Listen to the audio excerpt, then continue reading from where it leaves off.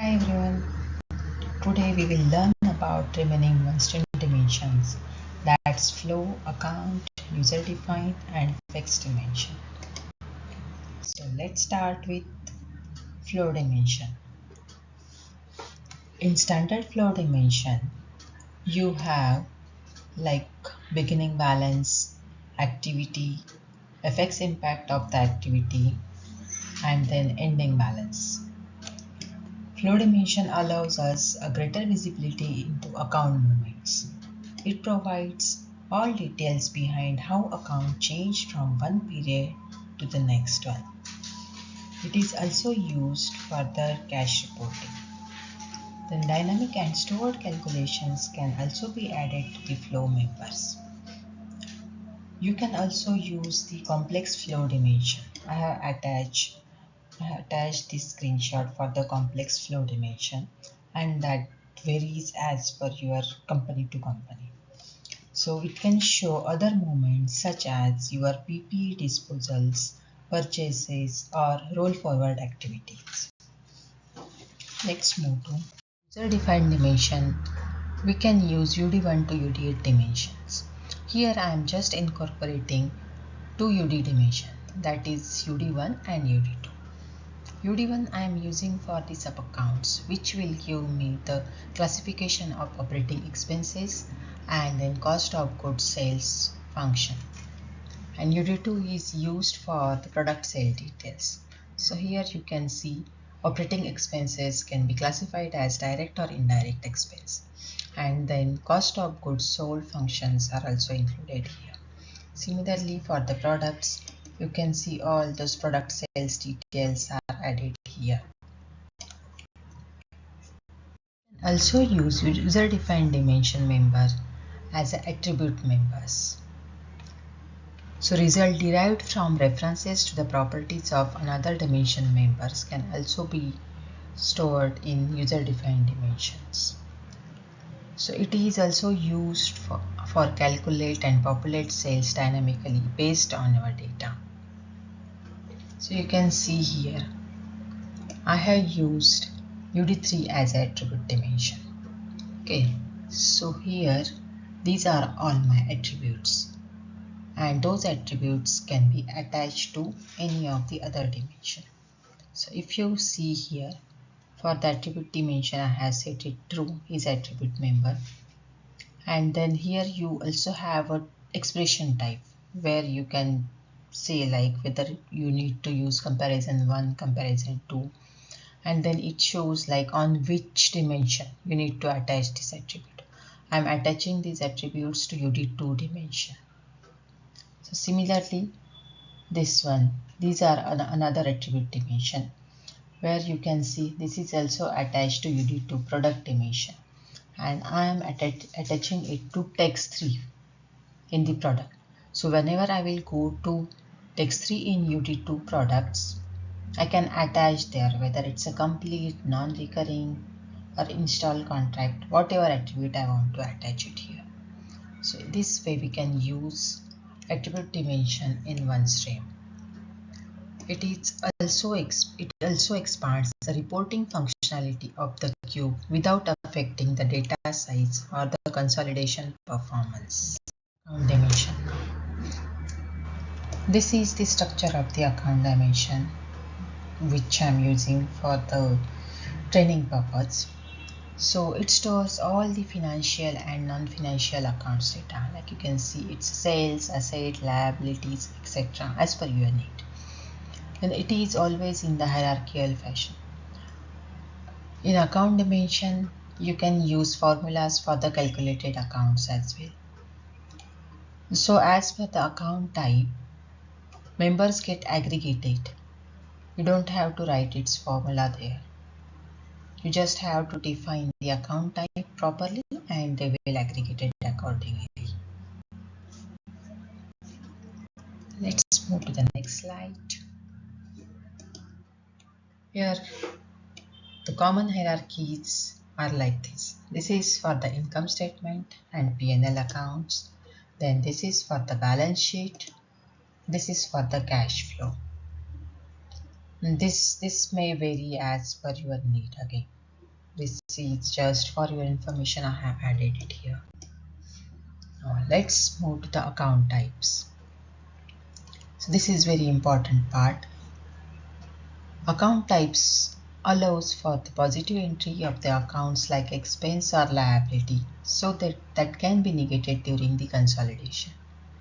So you don't have, suppose if it's a expense accounts or a liability accounts, you don't have to enter a negative entry for it. You just select its type as an expense or liability, and then it will automatically negate that account when it will aggregate the things. So here you can see we have different account types like revenue, expense, assets, liabilities, groups, and then flow, balance recurring. Also we have non-financial and dynamic cap. So out of this one, groups, then flow, balance recurring, and non-financial, those do not translate. So now we have some key account properties as well. Account can be like its formula type can be stored or dynamic formulas, which you have to define here. Then you also have to define whether it's an intercompany account or not, whether it's using a plug account or not. The account properties can also vary by scenario and time. You can use like formulas, text 1 to text 8, all those things in the account properties. Then you can say account constraint is some important part we can consider for the accounts. So constraints are basically, it creates a valid intersections of the accounts with the other dimension. For example, suppose I need like cash should be loaded to ending balance in the flow. So what I can do in the flow constraint, I can add the constraint for that account, like for that flow. Again, if I need to add some constraint on UD2, like here I am using all products, so my account data will get loaded to all products. But suppose I just want it added to some specific members, then I can also add the constraint here. If data value is trying to write, its main use is like if data value is trying to write a member which is not within the constraint, then we get an error and it blocks data from entering the queue. So that is the main use of the constraint. So constraints are very important in rule writing since it controls the number of data cells in the data unit. One important thing is like it can impact on the historical data if they are added later. So like possible impact is on calculations, and data could be invalid cells, and it cannot be consolidated if constraints are added later. Now let's see fixed dimensions. We have time, intercompany, consolidation, origin, and view as a fixed dimensions. So time is basically a combination of your year and period. So here you can see, like for example for 2025 you can see January month will be represented by 2025 M1 or whatever your starting period it's like. So default is a January one. Intercompany is again intercompany activities are recorded in intercompany. Consolidation record translation, calculation, consolidation details. Origin tells you about the source of data, whether it's import, journals, forms, etc.